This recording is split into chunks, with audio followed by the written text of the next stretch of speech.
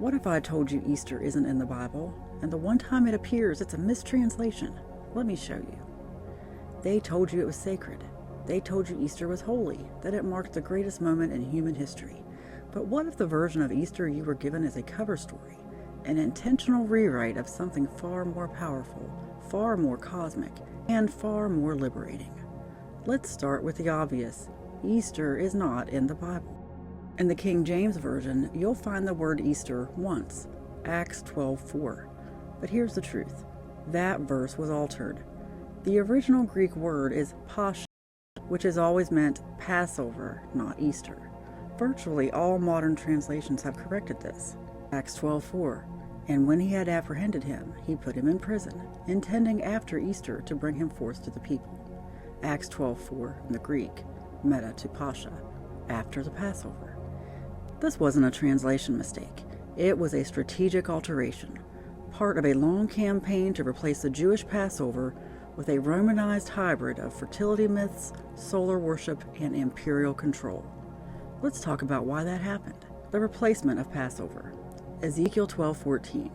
And this day shall be unto you for a memorial, and ye shall keep it a feast to the Lord throughout your generations. Passover isn't just a Jewish holiday. It's a divine pattern, a cosmic rhythm encoded into the seasons, the scriptures, and your consciousness. In Numbers 9:2-4, God instructs Moses and the Israelites to keep the Passover in its appointed season. And in 1 Corinthians 5:7, Paul tells early Christians, Christ, our Passover, is sacrificed for us. So why erase it? Why replace it with Easter? Because Passover is about freedom. It's the story of escaping bondage, of rising out of the lower nature, Egypt, and crossing into a higher state of being, the Promised Land. The Passover is about exodus, liberation. But if people start waking up, if they start realizing that this story isn't just about history, but about their spiritual evolution, then the entire control system breaks down. You can't enslave minds that are crossing over. So they replace Passover with a holiday that looks sacred, but keeps you locked in the matrix. The pagan roots of Easter. Let's follow the breadcrumbs. Ishtar, or Easter, Babylonian and Germanic goddess of fertility and dawn. Her consort, Tammuz, the god of vegetation, who died and was mourned by women for 40 days before rising again in the spring.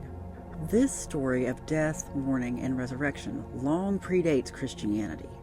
Ezekiel 8:14-15. Then he brought me to the entrance of the north gate of the house of the Lord, and I saw a woman sitting there, mourning for Tammuz. You will see things that are even more detestable than this. This is God condemning the worship of Tammuz and the sunrise ritual that followed it. Ezekiel 8:16. They were bowing down to the sun in the east. That's the original sunrise service. So, when the early Roman Church absorbed this mythology, complete with sunrise services, 40 days of mourning, now called Lent, and even the egg, symbol of fertility, they weren't honoring Jesus. They were blending Christ's name with ancient rituals. And by doing so, they buried the truth. Who did this, and why? Look to the Council of Nicaea, 325 AD. Under Emperor Constantine, Christian leaders voted on doctrine and standardized the celebration of Easter separate from Passover. According to the historian Eusebius, Constantine said, "It appeared an unworthy thing that in the celebration of this most holy feast we should follow the practice of the Jews. Let us have nothing in common with the detestable Jewish crowd." This wasn't just political, it was spiritual warfare. They cut the people off from the original blueprint, from their connection to cosmic time, from the true meaning of the resurrection. They replaced inner transformation with external ritual. They replaced gnosis, inner knowing, with obedience. They created a religion of control. Let's shift gears.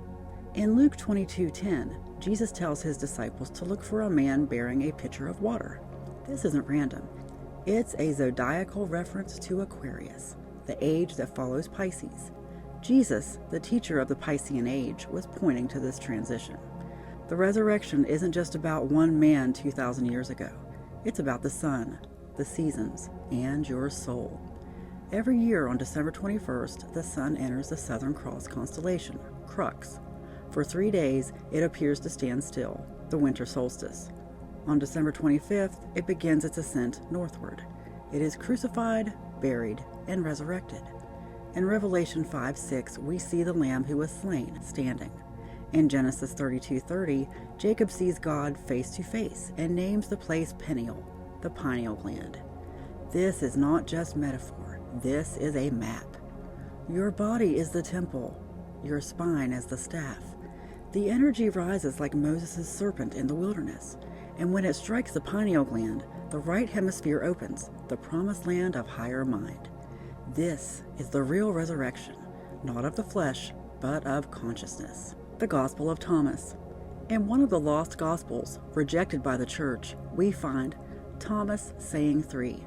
If those who lead you say to you, "Look, the kingdom is in the sky," then the birds of the sky will precede you. Rather, the kingdom is inside you, and it is outside of you. Saying 77, I am the light that is over all things. Split a piece of wood, and I am there. The kingdom is not found in tradition, not in rituals, not in stained glass or golden chalices. It's found within. Jesus never said to worship his death. He said to follow his path.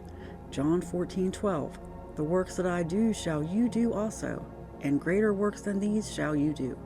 If you're still waiting for a man to come back from the clouds, you've missed the point. The resurrection already lives inside you. So, how do we unplug from this Easter program? Let's bring this full circle. They told you Easter was holy. They told you Jesus died because you were unworthy. They told you that salvation required blood. But what if the crucifixion was symbolic?